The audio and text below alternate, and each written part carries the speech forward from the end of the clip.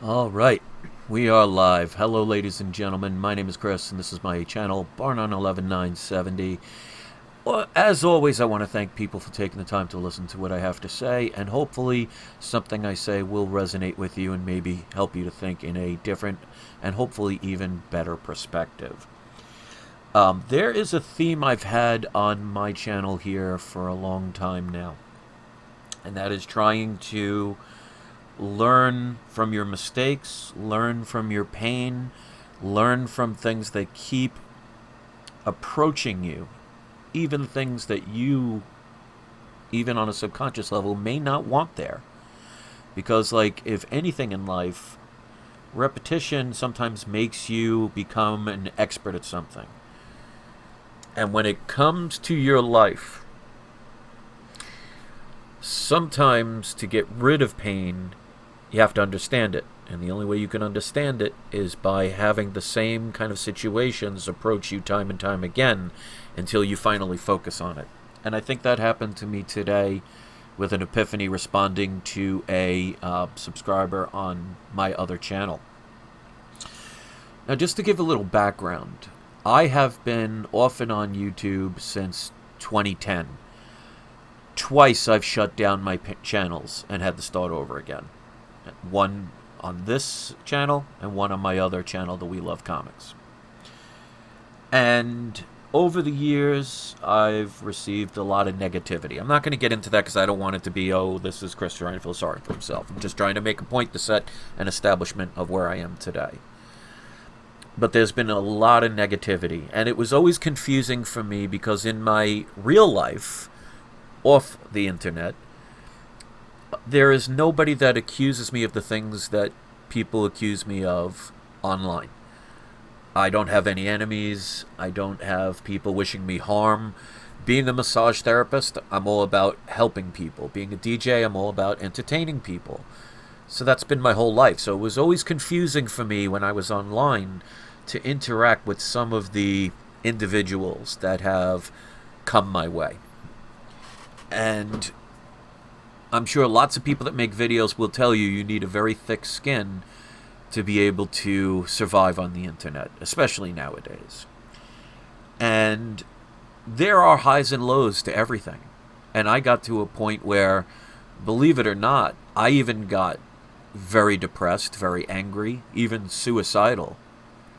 I don't talk about that much because we are told to hide our weaknesses, and I want to show it as a strength because it'll show that even a person that can hit that rock bottom can turn their life around.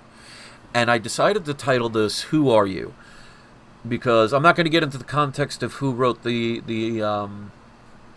comment that made me think about it, but it was my response to that comment that made me really have another one of those epiphany moments. And I don't want to really get into the full thing of why it happened or what was said, but basically my point is that I was a little frustrated today, and because one of my other subscribers asked me, will you be making a video today? Because I'm really excited when you make videos, helps me feel better. I look forward to them. And I said, I'm going to take a day off today because I made a video on my other channel about 2 or 3 days ago talking about something called Comicsgate. There's a lot of fighting, a lot of division, a lot of pain. And I decided to try a different approach. Instead of doing a typical rant or following in everybody else's footsteps, I decided to think it through, talk about it as positive as possible, and just try and keep the drama or the negativity out of it and just show from my point of view, my own perspective. And even with that, there were a few people that called me a bigot, called me a racist, and those are the people that are not my regular people. And I didn't really let it bother me, but it's kind of frustrating sometimes when you want to do the right thing, and there are just some out there, for whatever purpose, want to bring you down. So when that person left a comment on my channel, when are you going to make a video? I said, I need to take a break today because I want to try and just move past that negativity. And then somebody else made another comment saying, don't worry, Chris, I got your back. And I thought that was really nice of them to say. And then I realized that, and this is why I titled this "Who Are You?" For a while, and maybe longer than I would even like to admit or acknowledge or realize, that I was defining myself based on other people's assumptions, lies, and things they talked about me on the internet. And I tried so hard to defend it. And I realized, because like I've said on this channel so many times, you need real eyes to realize that you are not what other people say you are. Not what other direction people push you. You are not anything other than what you believe yourself to be. Which means you don't have to be what people say you are unless you choose to believe it. And that is a really defining moment for me, and made me really proud of some of the harshness I've had to deal with. Not that I would want it all over again. Not that I would wish it on my worst enemy, because to be able to handle adversity for as long as I have, you have to be a very strong person. And even strong people get knocked down. Even strong people question their choices. Some even will get defeated. I mean, you just look at an athlete. There are times where they will lose.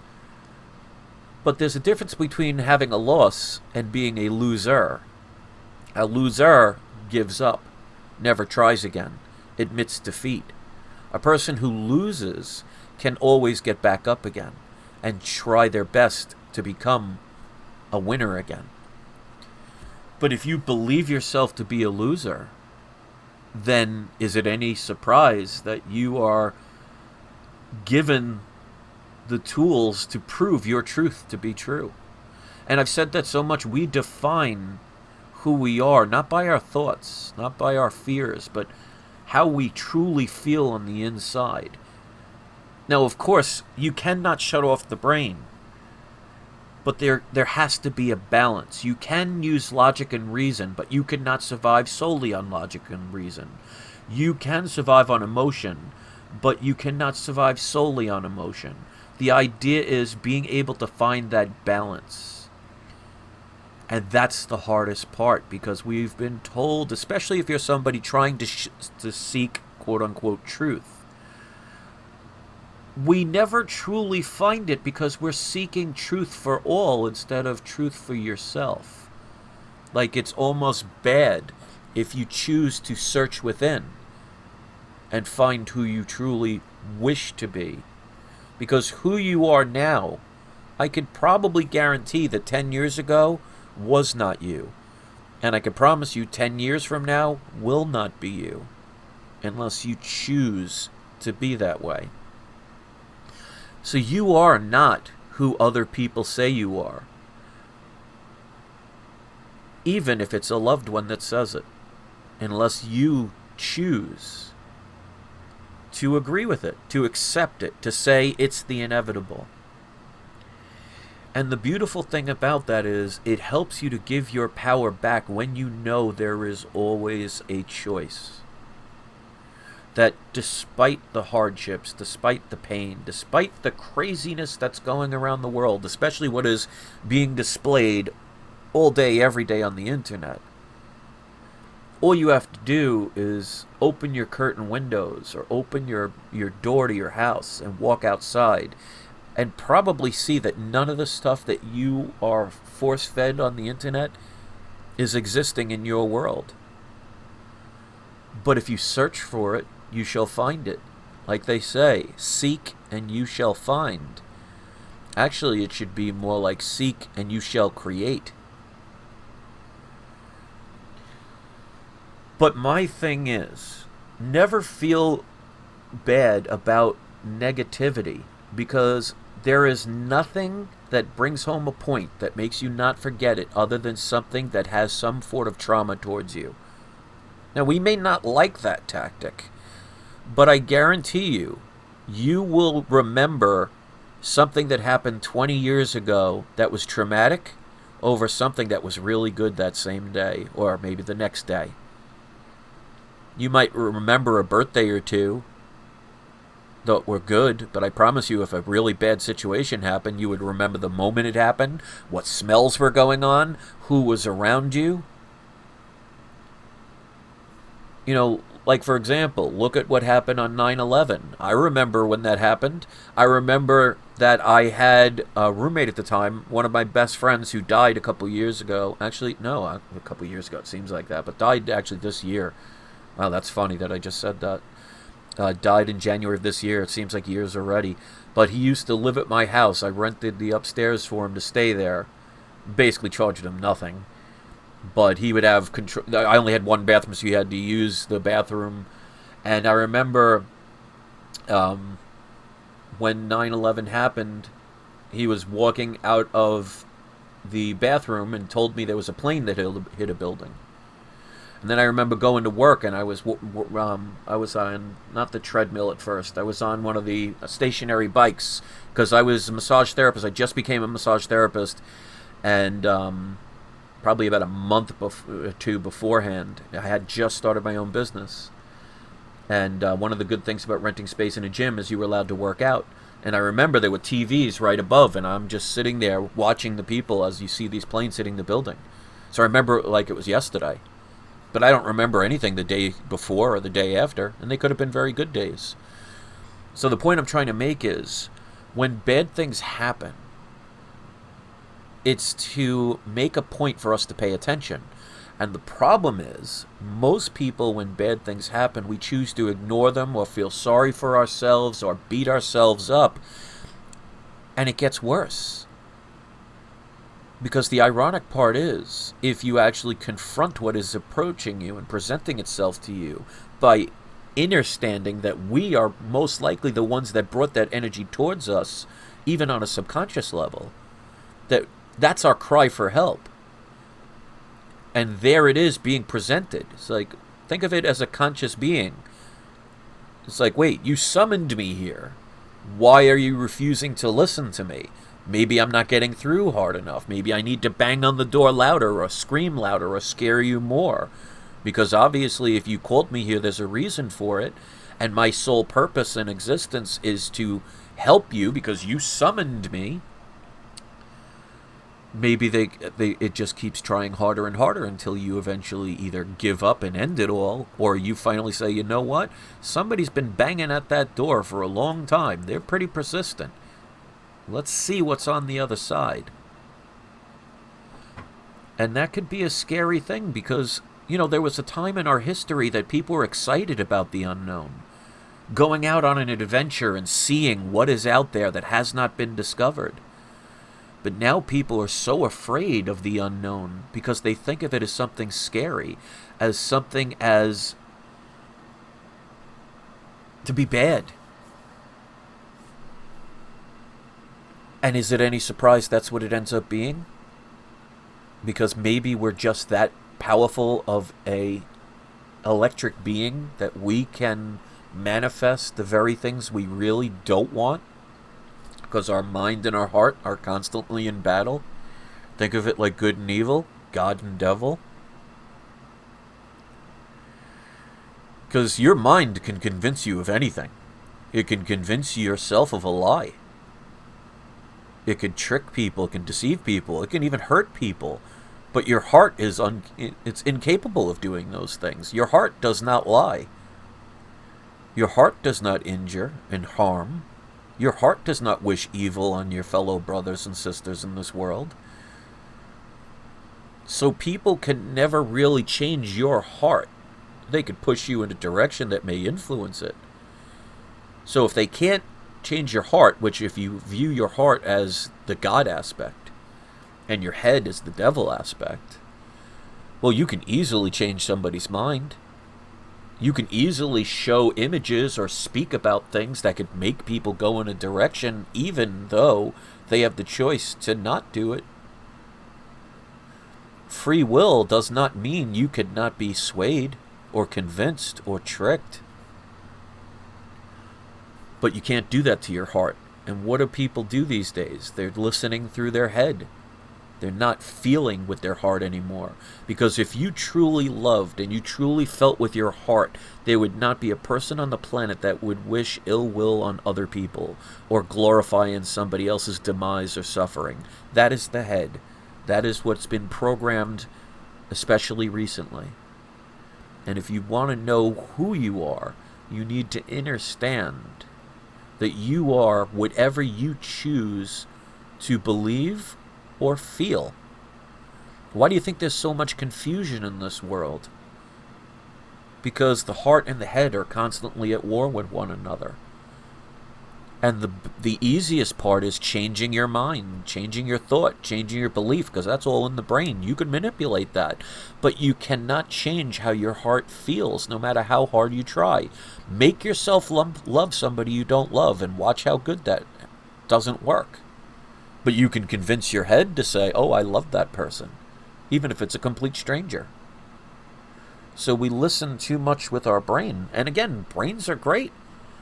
I mean, my father died in a fire in 2012, and all he had to do was use his brain to check the door before he opened it, and he may be still alive to this day. So I'm not saying that either one is perfect or either one is bad. It's how you utilize it. And we've given a lot of our energy to other people to take over our lives, to tell us what to believe in, to save us instead of us saving ourselves. To realize, because like I always say, you need real eyes to realize that we have eyes to see, but we choose to only see our interpretation instead of maybe seeing from another person's perspective or point of view. And is it any wonder why we're becoming cannibals? Not in the physical sense, but look how people are, you're either for us or against us, is kind of the motto these days, it seems. And you could be a certain way, but that doesn't mean you can't change it. You can't grow. And sometimes it does take time. I mean, plant an apple seed and watch how long it takes before it blossoms into a tree, and then blossoms into a tree that gives you the fruit that you purposely put that seed in the ground for. It does not happen instantly. But a tree doesn't force itself to grow. It just grows the way it's supposed to, and allows nature to take its course and direct it in the way it needs to go. It puts trust in that. Whether a tree has consciousness or not, whether a tree thinks it could program nature or not is irrelevant. It just is. So no matter who you think you are right now, does that mean that's how you've always been, or that's how you always will be? That depends on your brain and your heart and where they are at this point. So don't let others define you, especially if that definition does not make you feel right. Listen to your heart. Use your head constructively.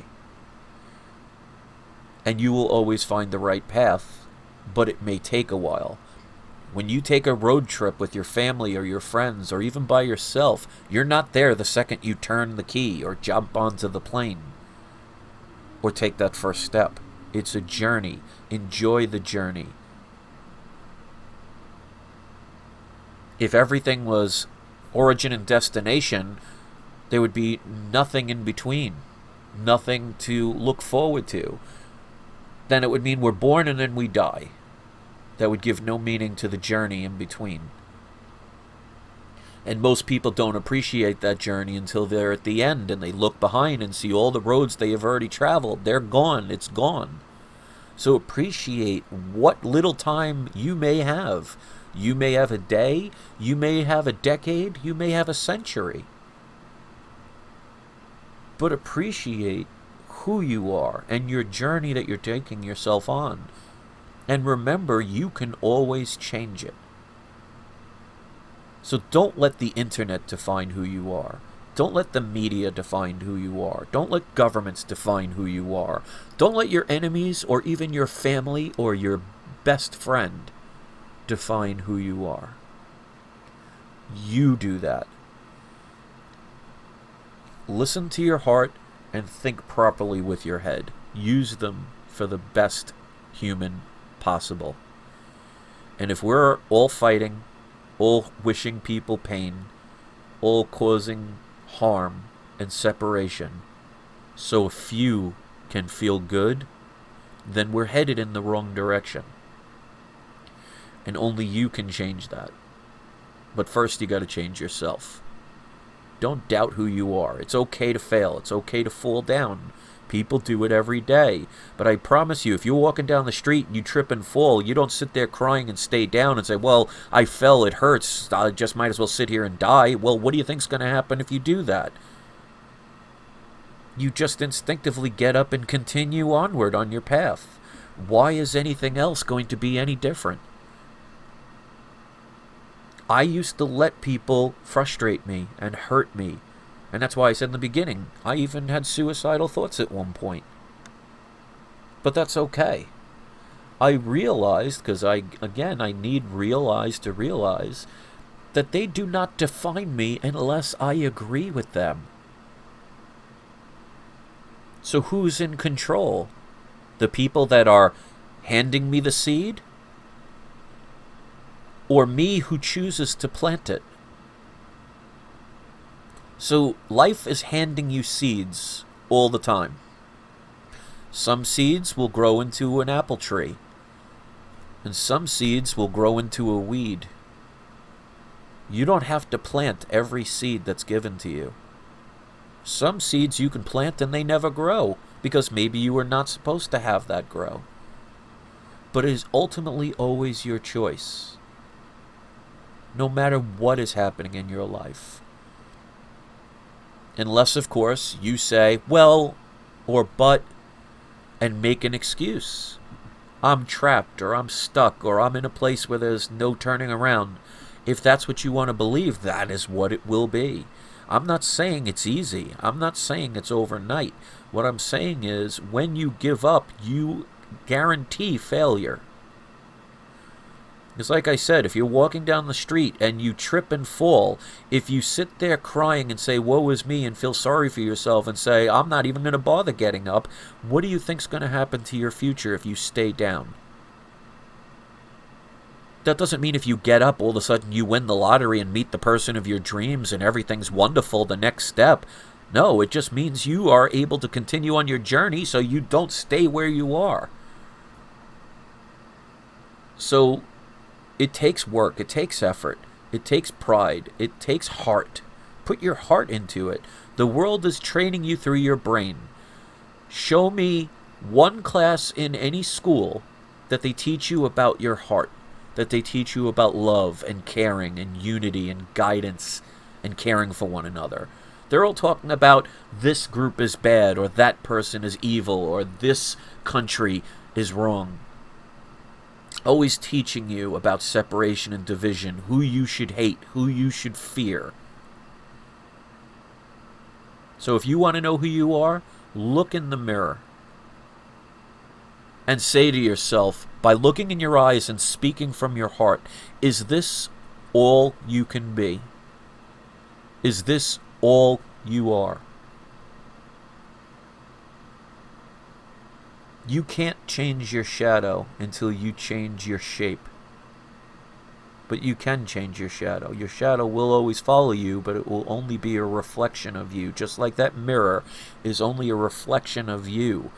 The other side of that mirror cannot smile unless you do. And if you're waiting for somebody else to bring you that smile, you'll be waiting forever. So you can choose the easy path and allowing other people to dictate your life, because it is easier. But then you are always going to be subject to what their rule will be, what their idea of heaven is. I mean, look at it this way. If you are a 25-year-old person still living under your parents' roof, well, guess what? You're going to have to live under their rule.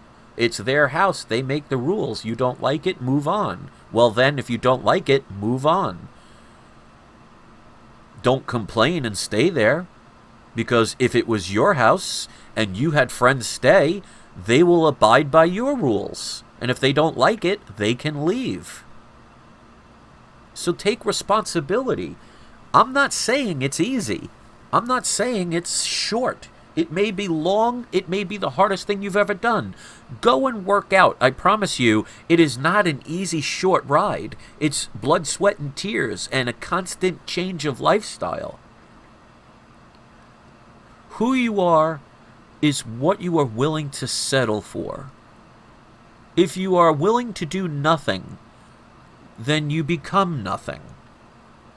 If you're willing to be a person that wants evil and hatred in their heart, you will have everything to hate and hurt come near you. That's not a coincidence. You attract how you feel and what you believe. But like I said earlier, you can change your belief. You can't change your heart. You can't change what is. And even if you could, would you want to? Just imagine if you found the love of your life. Would you ever want to lose that feeling? But more people these days they rely on pain and misery and division and separation and making yourself feel better at the expense of someone else. And you wonder why you're never truly happy. Your head will convince you, oh, watch that person fall and hurt themselves, and I'm the one that stuck out my leg and tripped them. Ha ha, that's pretty funny. Is it? Is that your legacy? Well, what about the people who say, well, I want to do something, but I'm afraid? Is that the legacy you want? To be that person that said, well, I wanted to help, I could have helped, I should have helped, but I didn't. But I had a legitimate excuse. Well, you'll wonder why no one will have remembered you. What did you do to make yourself allow to be remembered? What statement have you made? Do you want people to remember you for the goodness, or remember you because of the evil that you've done? Evil will get more press than good, but that doesn't change what you did for somebody. They may not write it down or carve it into a mountain, but they'll never forget you extending your arm to lift them up, or using your blood to save somebody else's life, doing just a good deed, rescuing somebody when no one else gave a damn. You gave a damn. The people that get hurt the most are the people that care the most, and I wouldn't trade that for the world, because for you to not be hurt anymore, what if it meant you could no longer care anymore? Would you want to become the very people that have oppressed you and hurt you and put you down and abandoned you? Would you want to become that? Because we're seeing a lot of that these days. The oppressed becoming the oppressor. How does that make them any better? Again, it's choice. So just imagine somebody that was bullied all their life and then becomes the bully. I'm sure it makes them feel really good. But then you have to stop and think, didn't that do the same for the person who bullied you? And won't it do it for the same for the person that you've now led the path of being a bully to someone else to make themselves feel better? An endless cycle until you decide to change it.